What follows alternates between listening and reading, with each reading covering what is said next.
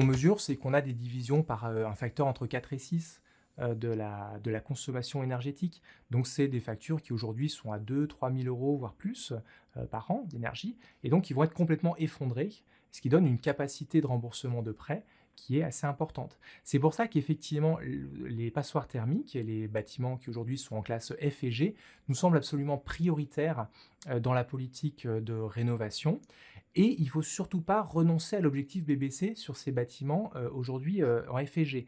C'est-à-dire que la définition du performant qui consisterait à dire qu'il suffirait d'atteindre la classe C ou D sur ces bâtiments-là, nous semble un contresens complet. C'est au contraire sur ces bâtiments-là où il est le plus rentable de faire du BBC parce qu'on part de très haut en termes de facture et que c'est pas plus cher de les amener au BBC, tant qu'à faire. C'est pas, il faut pas rogner sur 3 centimètres d'isolant, encore une fois, ça coûte vraiment 3 fois rien. Donc il faut faire un bouquet de travaux complets, parce que ça fait un barrage complet et ça permet d'avoir une vraie performance à la fin.